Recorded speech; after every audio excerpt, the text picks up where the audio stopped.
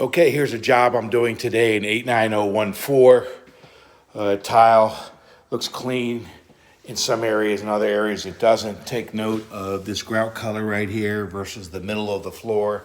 That's typical in most homes, probably just filthy dirty.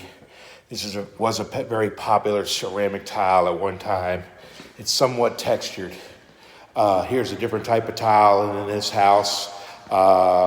It's got a coating or something on it. Yeah, these are like high gloss type of tiles with texture, but there's been some type of chemical use. This house was used as a rental, so anything's possible. They just had the baseboards painted in here, and I'm told to be very careful. I think the best time for painting baseboards, in my personal opinion, is after I'm done cleaning. Usually there's no effect on baseboards when I go to clean someone's floors, but who knows, anything's possible. These are not MDF baseboards. These are actually real baseboards. The tile in this kitchen looks typical. I mean, it's black grout in here, and it's sporadically black. This is probably tile that's been down for at least 20 years here in Las Vegas. But a typical grout cleaning job that the floors aren't the word terrible, but when I put my foot on the floor and shine it, I could feel something like Crisco oil or something moving, an oilless feeling. So you see we got corner guards up, so when we move our hoses through here, we won't damage the corners, which is important for tile and grout cleaning, especially if somebody just painted. And we put them in all where the hoses are going to come through. Here's my Orbital floor buffer I use in the house like this, and I'll put a black pad on the floor and ceramic and porcelain tile, and it'll leave the floors looking natural when I'm done and basically pick up this oily problem off the floor. One area I wanted to show you, or all you folks, is that in this bathroom we have what we call travertine. Travertine's a white pad, and you really have to I use a white pad in here to emulsify the surface. And that's gonna help me get the dirt up to the top, remove templating, and just make it look a lot nicer and lighter. These grout lines are very thin grout joints. They don't usually recover so nicely, but sometimes they do. They take a little bit more of a beating. I do not like travertine in a bathroom, period. Travertine's a very difficult floor to maintain. Most homeowners or most people or most renters are going to ruin this material in a shorter period of time, thinking it's regular tile when it's natural stone. Here's a shower stall that was just put in. She said it's brand new, so she's not interested in any work. And I kind of like this, how light it is, but then again, I don't.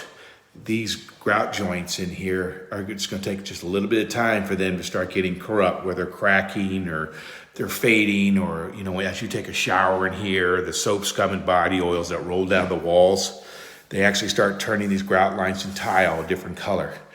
There's Mosaic tiles on the bottom. Again, another place for grout discoloration and permanent discoloration if you don't seal these first. As a matter of fact, I like sealing these. It makes everything repel and bead to the top and roll down the surfaces rather than adhere to the surfaces, okay? But yeah, this material down here is tough, especially in these corners over time. It's gonna get corrupt with mold and mildew, okay? Not much you can do. There's not too many things you can do for a surface in a bathroom, but this is probably the best solution that most people know about, or that most installers are willing to do. Nice, okay. I do like it, but I'd rather go with cultured marble or Petrofina, which is seamless, and you can look that up online, or maybe I'll put a link in this video. These glass block windows, they're good, they last. I mean, every now and then when you have them in a shower stall, they can get really soap scummish and bad. Don't recommend that. Actually, it's old school. We don't really use this anymore, but you could. It's decorative. This tile job is subpar. Look how they left the edges here. See those? Those should not be exposed like that. It's a subpar job. That should have a much more fancier edge here. These cut edges I don't like, and you can see it wraps around the tub that way, and the exterior surfaces in here. It's close to do-it-yourself. But someone did a pretty fair job. You can see it up here too, by the way, the edges. And by the way, if people want to know what culture marble is, it's right here. These are old school culture marble, but you know what? They last the longest. The only usual problems that happens with these are these edges right here. They crack from, settling house. And you can just take a razor blade and take this out and use DAP, high gloss caulk in the grout lines.